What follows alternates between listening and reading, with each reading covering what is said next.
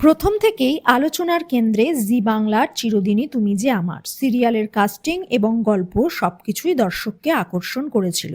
দিতিপ্রিয়ার বদলে শিরিন আশায় টিআরপি কিছুটা কমেছে, তবে নিত্য নতুন চমক হয়তো টিআরপি আরও বাড়াবে।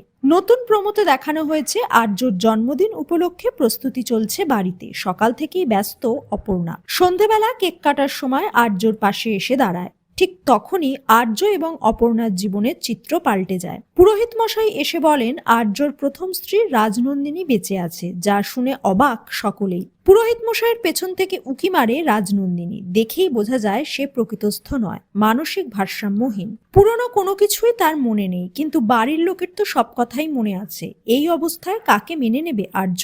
সে কি অপর্ণার সাথেই থাকবে? এদিকে তার মা বলে সবাই জানে রাজনন্দিনী মৃত, অপর্ণা রাজনন্দিনীরই পরজন্ম। কি হবে আর্য অপর্ণার সংসারে? কোন দিকে মোড় নেবে গল্প? এতদিন পুনর্জন্মের গল্প দেখানো হচ্ছিল, এবার কি অপর্ণা পারবে নিজের সংসার বাঁচাতে, নাকি এ অপর্ণার ছদ্মবেশে অন্য কেউ? টান টান উত্তেজনা চিরদিনই তুমি যে আমারে। শোনা যাচ্ছে খুব তাড়াতাড়ি বাস্তবেও সুখবর দিতে চলেছেন জিতু কমল। নিজের প্রযোজনা সংস্থা খুলছেন, রেজিস্ট্রেশনও নাকি হয়ে গেছে। প্রযোজনা সংস্থা বাসুকি ফিল্মসের মাধ্যমে নতুন প্রজেক্ট আনবেন। এর আগে অনেক অভিনেতা অভিনেত্রী প্রযোজক হয়েছেন, এবার কি জিতু কমলের পালা? তবে এই বিষয়ে মুখে কুলু পেটেছেন অভিনেতা।